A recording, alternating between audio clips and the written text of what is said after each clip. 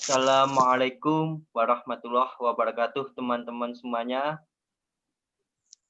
Waalaikumsalam warahmatullahi wabarakatuh.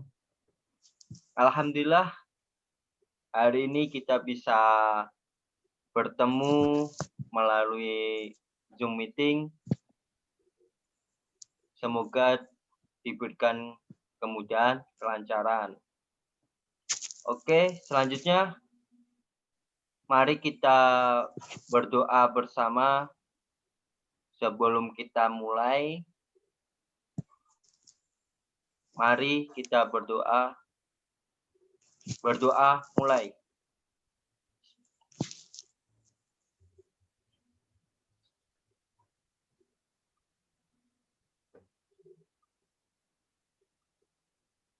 Selesai. Alhamdulillah. Semoga pertemuan kali ini mendapatkan keberkahan dari Allah. Walaupun harus diberikan kesehatan, keselamatan. Oke, selanjutnya mari saya ingin kalian memperkenalkan diri satu persatu dan saya juga akan memperkenalkan diri kepada kalian. Oke, siap? Siap. Oke. Perkenalkan, nama saya Muhammad Ainun Rizky. Di sini saya sebagai Ketua Konseling Kelompok dan saya asli dari Kediri, Jawa Timur. Selanjutnya, Perkenalkan, nama saya Asep Hidayat, bisa dipanggil Asep.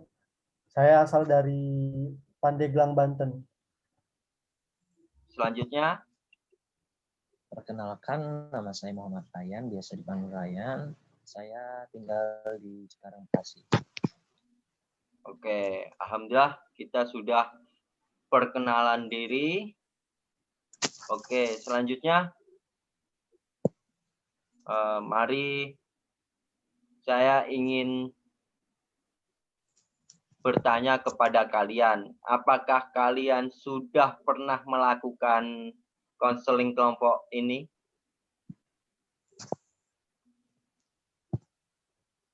Dari sahabat Asep. Kalau saya pribadi sih, saya belum pernah melakukan konseling kelompok, dan insya Allah ini pengalaman pertama saya untuk melakukan konseling kelompok. Oke. Sahabat Ryan, saudara Ryan? Kalau saya pribadi juga belum pernah sama sekali, dan jujur ini yang pertama kalinya saya melakukan konseling kelompok. Oke. Jadi kalian belum pernah ya? Belum pernah atau baru pertama kali ini untuk konseling kelompok. Jadi saya ingin menjelaskan nih, konseling kelompok itu apa dan tujuannya seperti apa. Oke. Jadi konseling kelompok adalah suatu proses hubungan interpersonal antara konselor dengan para klien dan bertujuan untuk memecahkan suatu permasalahan yang ada dalam diri klien tersebut. Gimana? Bisa dipahami? Insya Allah bisa. Oke. Tetapi saya juga akan ngasih tahu kepada kalian.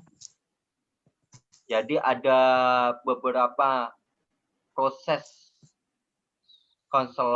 konseling ini dengan beberapa asas dalam konseling kelompok. Yang pertama, adanya asas kerahasiaan. Jadi dalam asas kerahasiaan ini, konselor tidak akan mengumbar atau menyebarluaskan segala permasalahan klien yang telah diungkapkan nantinya. Terus yang kedua, keterbukaan. Asas keterbukaan. Jadi setiap klien harus terbuka kepada konselor untuk mengungkapkan permasalahan-permasalahan atau unek-unek yang ada dalam diri klien tersebut. Terus yang ketiga, kesukarelaan. Jadi para klien itu ingin benar-benar rela atau ingin rela untuk mengungkapkan permasalahannya, karena udah adanya kerahasiaan tadi. Semoga para klien dengan asas kesukarelaan ini bisa mengungkapkan dengan senang hati, dengan sukarela tadi. Terus yang keempat, adanya kenormatifan. Jadi para klien di sini harus mematuhi norma-norma yang ada, mempunyai sopan santun, tidak mengucapkan yang kata-kata yang tidak pantas untuk diucapkan gitu. Oke. Terus yang kelima, adanya asas kegiatan.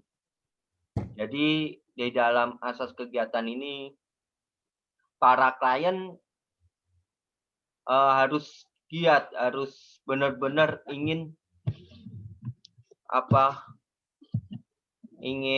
melakukan suatu kegiatan yang dalam proses kegiatan tersebut. Oke. Terus yang keenam, adanya keaktifan, asas keaktifan. Jadi para klien atau kalian aktif dalam mengungkapkan dan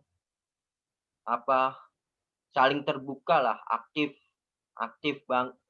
dalam diskusi ataupun mengatakan segala perasaan, mengungkapkan segala perasaan dalam diri Anda. Terus yang terakhir yaitu kemandirian. Jadi asas kemandirian ini setiap teman-teman nanti jadi saling mandiri, saling menguatkan diri untuk bisa mendapatkan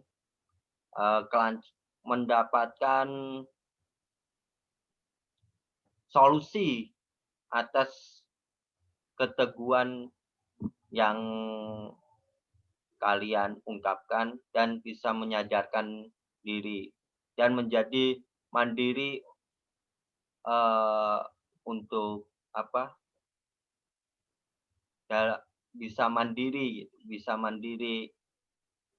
enjoy untuk mengungkapkan permasalahannya. Oke? Gimana? Bisa dipahami? Siap, bisa Pak. Bisa. Oke. Karena dari ini saya ingin bertanya nih kepada kalian. Pertama dari Saudara Asep. Apa sih permasalahannya Saudara Asep sendiri? Jadi permasalahan yang saya hadapi saat ini yang paling menonjol adalah malas dalam belajar, Bang. Oke. Kalau Saudara Ryan? Masalah yang saya hadapi saat ini sama kayak Asep, Pak. Saya memiliki rasa malas dalam belajar. Oh, oke. Jadi permasalahan kalian berdua sama ya, yaitu malas belajar. Oke. Tetapi sebelum kita untuk membahas lebih lanjut, kelihatannya kalian itu kelihatannya tegang karena apa, muka-mukanya kelihatan kurang enak dipandang gitu, masih tegang-tegang. Yuk mari kita ice breaking atau bernyanyi lah untuk refreshing diri kita biar enak mengungkapinnya.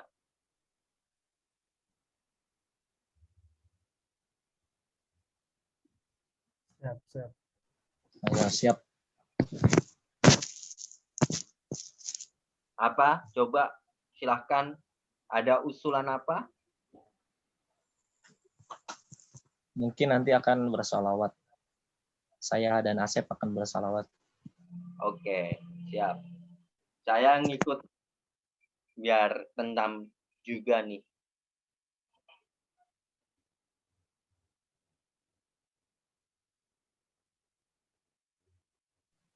Gimana Asep? Udah siap? Siap, siap. Salawat bareng-bareng ya. Ya. Ayo. Sallu ala Muhammad.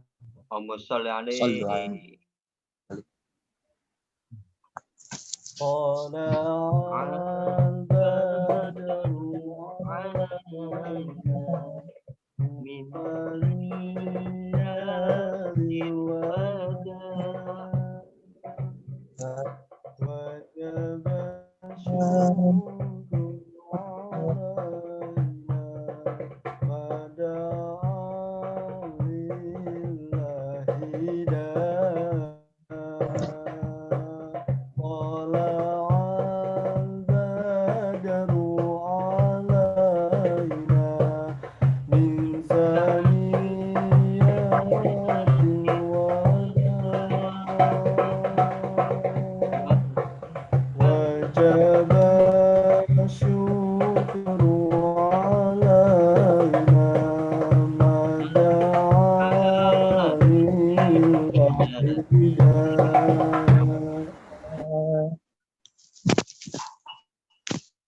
Gimana? Sudah tenang belum hati kalian, diri kalian?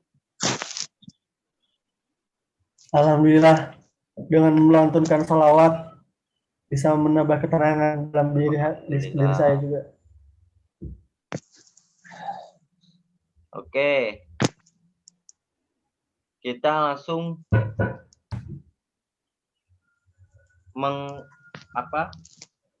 kita langsung ke intinya ya. Jadi tadi udah dijelaskan, udah diungkapinnya dari kalian bahwa permasalahannya yaitu malas belajar. Oke, saya ingin ke saudara Ryan dulu. Apa sih yang menjadi permasalahannya? Kenapa bisa malas belajar? Silahkan saudara Ryan. Oke, baik Pak. Terima kasih atas waktunya. Nah, jadi saya akan menjelaskan permasalahannya. Jadi ya mungkin kenapa saya malas belajar, karena dengan situasi saat ini, saya menjadi lebih malas belajar lagi. Karena ketika saya melakukan pembelajaran online, itu mungkin dari semangat tuh kurang gitu Pak. Karena dari segi pengawasan dosen dan juga dari segi efektifannya kurang.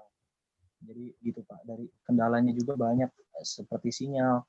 Dan juga kalau di kamar itu hawanya tuh ngantuk Pak. Kendalanya jadi semangatnya tuh menurun. Jadi saya malas-malasan gitu buat belajarnya. Nah, jadi semangat saya pokoknya menurun. Oke, kalau saudara Asep, apa Iya, yang dirasa? sebenarnya permasalahannya sama yang dibilang saudara Ryan, bahwa semenjak pandemi ini gimana ya, motivasi atau rasa semangat saya dalam belajar itu jadi menurun gitu. Ya akibatnya yaitu tadi yang dibilang Ryan, bahwa kita harus selalu berhadapan dengan laptop kadang dari pagi sampai sore gitu. Jadi ngebuat kita jadi jenuh gitu Bang. Nah, apa ya, dari cara belajar online juga ngebuat saya jadi kurang fokus dalam belajar, kurang begitu mengerti tentang apa yang disampaikan oleh dosen. Kurang lebih begitu, Bang. Oke. Terus tujuan Anda belajar tuh seperti apa? Kok merasakan seperti males gitu, walaupun lewat media Zoom, kan sama-sama belajar. Kalau saudara Asep dulu, Ya, jadi memang melalui Zoom juga sama-sama belajar. Tapi ini soal rasa, Bang. Soal rasa yang bagaimana ya, ketika kalau secara offline, secara langsung, tetap muka langsung, aura itu, kedekatan seorang dosen atau guru dengan muridnya itu terasa gitu, Bang. Nah, kalau virtual ini, kalau online ini, kayak kita nggak merasakan hal itu, Bang. Jadi dari situlah kita ngalamin penurunan lah dalam belajar. Kurang lebih begitu, Bang. kalau saudara Ryan, tujuan belajar walaupun di kondisi ini, kondisi Iya, pandemi Pak. ini, Kalau saya mungkin tidak jauh beda dengan saudara Asep, karena saya juga memiliki permasalahan yang sama dengan saudara Asep. Nah, jadi permasalahan yang saya alami ketika kuliah online ini, ya antara dosen dan mahasiswanya itu kurang berjalan dengan lancar interaksinya, dan juga dengan mahasiswa lainnya, kita teman-teman dengan teman yang lainnya gitu, itu menjadi kurang interaksinya juga kurang gitu dengan mahasiswa yang lainnya. Karena ya kalau misalnya ada interaksinya secara langsung gitu kan, itu bisa lebih efektif menurut saya itu. Jadi bisa lebih nanya lagi, kalau tidak paham, ada yang tidak paham bisa menanyakan ke mahasiswa yang lainnya.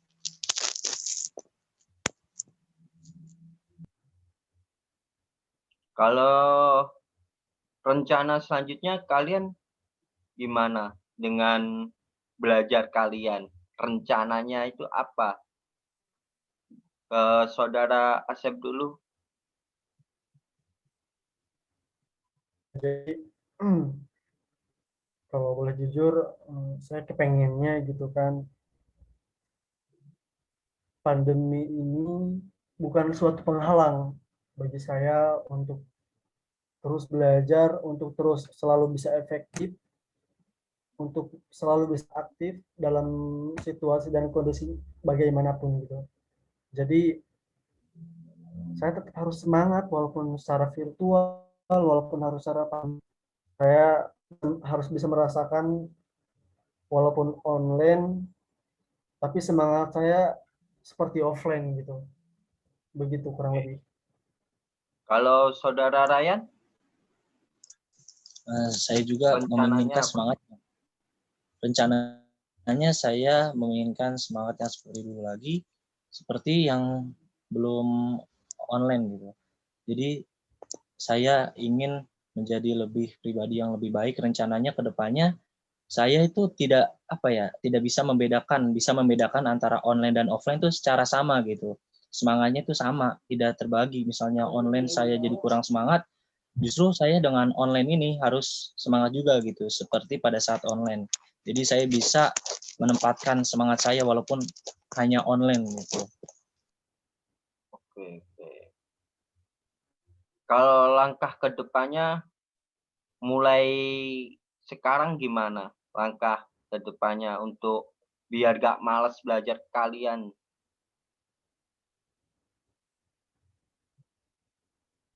Kalau dari saya sih, alhamdulillah saya punya sedikit target gitu. Jadi apa ya, setiap hari itu punya sebisa mungkin sekuat tenaga saya gitu kan, semampu saya untuk bisa komitmen dengan target saya yang saya capai gitu. Yang mana targetnya itu setiap hari punya kebiasaan yang sama di waktu yang sama gitu. Kalau Kalau dari saya saudara begitu. Ryan, Kalau saya lebih motivasi saya dengan impian. Jadi saya harus menulis impian sebanyak-banyaknya supaya ketika rasa malas itu datang, saya bisa mengingat kembali dengan impian itu. Dan saya juga mengharapkan solusinya dari Bapak supaya saya juga bisa tahu gitu caranya supaya bisa menemukan solusinya. Oke. Ada ungkapan lagi dalam permasalahan Anda alami ini yang lupa Kalau dari disampaikan? permasalahan atau yang saya hadapi itu,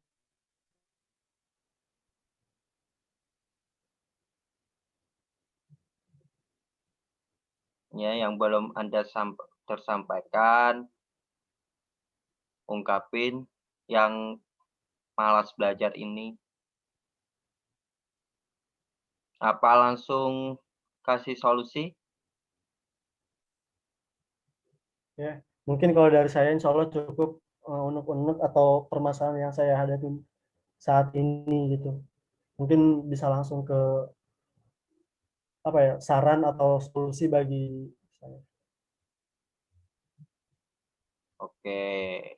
Jadi saya mau ngasih saran dan solusi untuk kalian berdua. Jadi walaupun kalian ini keadaannya malas belajar karena daring, karena nggak bisa tatap muka dengan guru, dengan dosen, ataupun dengan teman-teman, dan itu aslinya nggak jadi permasalahan ya.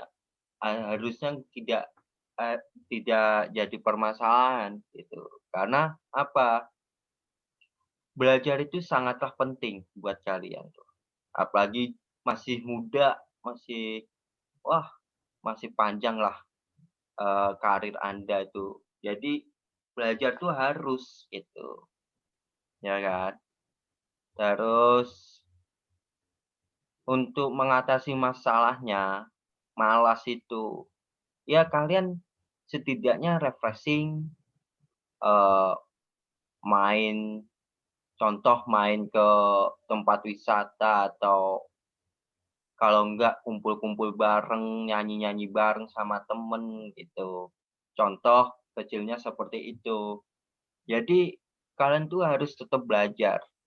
Bagaimanapun kondisi sekarang yang keadaannya pandemi COVID ini menyerang dunia malah dunia yang bukan Indonesia saja kan. Tapi dalam jiwa kalian yang masih muda, ini tetap harus belajar tuh harus. Bagaimanapun keadaannya itu, yang penting tetap belajar gitu. Ya, yang penting dikit-dikit, jangan diambil pusing lah.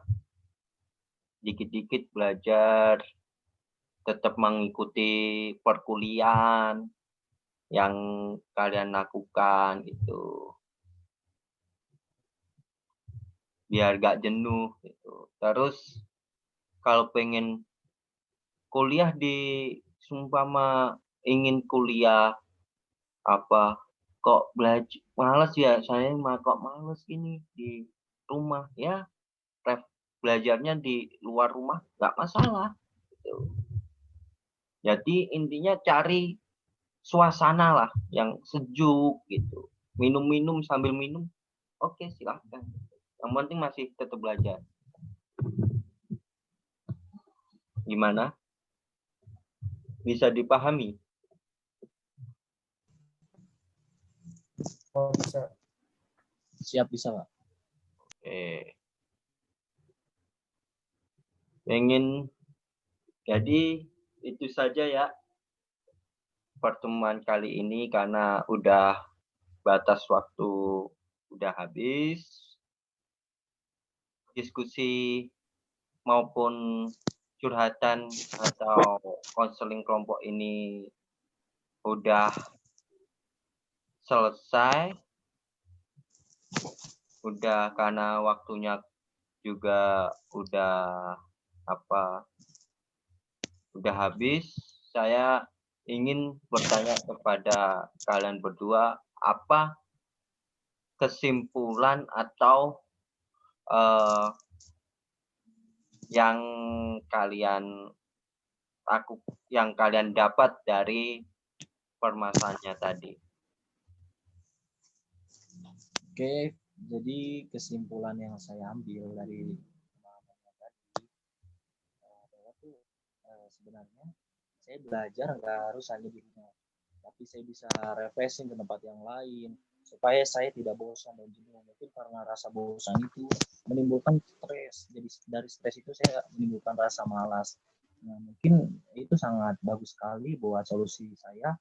Jadi saya bisa sambil belajar juga kan tidak harus di rumah ya. Jadi saya belajarnya bisa ke tempat yang saya sukai, misalnya di warung kopi atau di mana yang menurut saya tuh efektif buat belajar supaya saya tidak jenuh. Mungkin dari saya seperti itu. Oke. Terima kasih. Saudara Asep, gimana bisa menyimpulkan?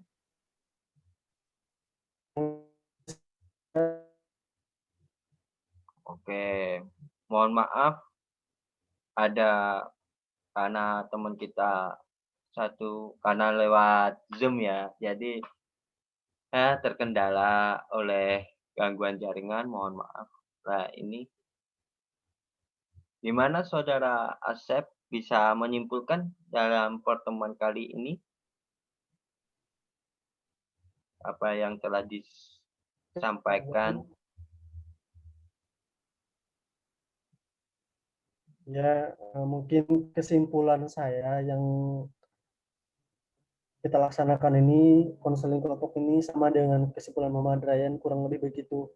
Mungkin karena sinyal saya juga kurang bagus, saya tidak bisa banyak berbicara, tidak bisa banyak menyimpulkan gitu. Kurang lebih kesimpulannya sama dengan Muhammad Ryan. Insya Allah, saya bisa dipahami. Oke, jadi alhamdulillah ya.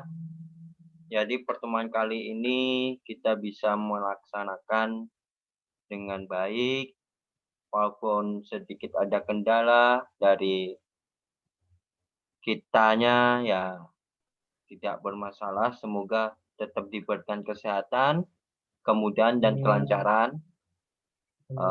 Tetap jaga kesehatan di masa pandemi ini karena banyak orang sakit banyak gitu karena pandemi COVID-19 ini. Ya udah sekian pertemuan kali ini. Semoga kita bisa bertemu di lain waktu. Oke, kita menutup dengan bacaan Alhamdulillah. Alhamdulillahirabbil alamin. Oke, sekian. Terima kasih udah bisa bergabung, udah mau mengungkapkannya. Wallahumma fiqh ila aqwamit thoriq. Wassalamualaikum warahmatullahi wabarakatuh. Waalaikumsalam warahmatullahi wabarakatuh.